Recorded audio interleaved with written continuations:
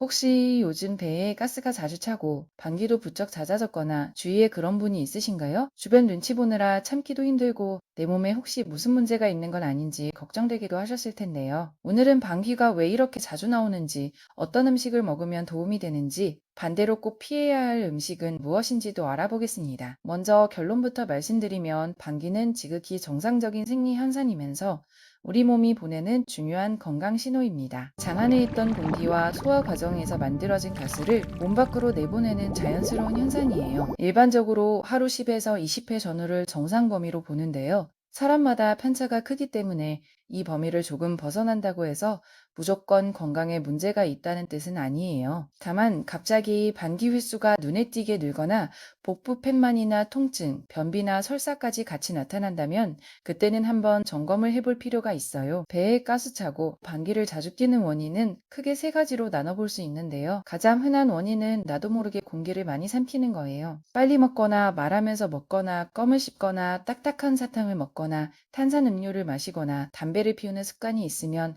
공기가 소화관으로 많이 들어가게 돼요. 두 번째 원인은 장내 발효가 늘어나는 경우예요. 우리가 먹은 음식 중에서 소장에서 다 소화되지 못하고 남은 성분들이 있으면 이게 대장까지 내려가게 돼요. 그런데 대장에는 원래 수많은 세균들이 살고 있거든요. 이 세균들이 남은 음식 찌꺼기를 분해하면서 부산물로 가스를 만들어내는 거예요. 이 과정을 발효라고 하는데 소화가 잘 안 되고 남는 성분이 많을수록 세균이 분해할 재료도 많아지고 자연스럽게 가스도 더 많이 만들어지는 거죠. 특히 탄수화물 중에서도 소화 효소로 잘 분해되지 않는 종류가 있는데 이런 성분을 많이 먹으면 그만큼 대장에서 발효되는 양도 늘어나서 방귀가 잦아질 수 있어요. 어떤 음식들이 여기에 해당하는지는 조금 뒤에 자세히 알려드릴게요. 세 번째는 특정 음식을 소화하기 힘든 체질이거나 예민한 장을 가진 경우예요. 혹시 우유만 마시면 배가 부글거리고 방귀가 잦아지는 분 계신가요? 이런 분들은 유당 블레진일 가능성이 있어요. 우유 속 유당을 분해하는 효소가 부족해서 유당이 소화되지 못한 채 대장까지 내려가 발효되면서 가스를 많이 만드는 거예요. 과일이나 꿀을 많이 먹었을 때 유독 가스가 차는 분들은 과당 불내증일 수 있어요. 과일에 들어있는 과당이라는 당분을 잘 흡수하지 못해서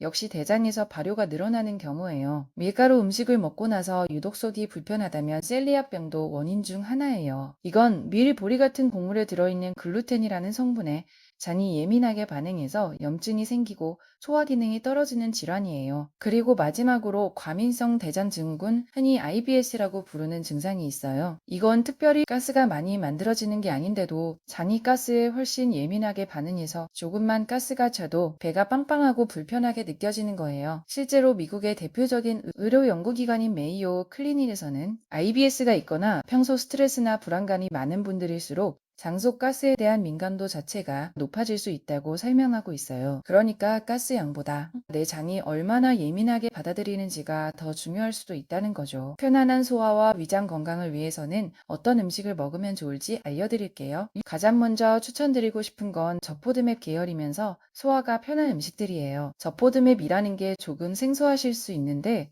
쉽게 말하면 장에서 발효되기 쉬운 탄수화물의 섭취를 줄이는 방식이에요. 미국 버지니아 대학교 소화기 영양 클리닉이나 클리블랜드 클리닉 자료를 보면 이 저포드맵 식단이 실제로 IBS 환자분들의 가스나 팽만감, 복통을 완화하는 데 활용되고 있는 식이 전략이라고 해요. 그럼 구체적으로 어떤 음식들이 좋을까요? 탄수화물로는 쌀밥이나 감자, 오트밀이 좋고요. 단백질은 달걀, 생선, 두부처럼 담백한 것들이 좋아요. 과일 중에서는 바나나, 오렌지, 파인애플, 키위, 블루베리, 포도, 멜론류가 비교적 편하게 소화되는 편이고 채소로는 오이, 토마토, 상추, 시금치, 케일 같은 것들을 추천드려요. 그리고 더부룩할 때는 생강차나 페퍼민트차 한 잔도 도움이 많이 돼요. 혹시 상황상 어쩔 수 없이 이런 편한 음식이 아니라 일반식을 드셨다면 그 다음에 소화에 바로 도움이 되는 음식을 조금 챙겨 드시는 것도 좋은 방법이에요. 생강차나 파인애플, 무즙, 매실차, 페퍼민트차 같은 것들이 대표적이에요. 반대로 주의해야 할 음식들도 있어요. 콩이나 완두, 렌틸처럼 콩류, 그리고 양배추, 양파,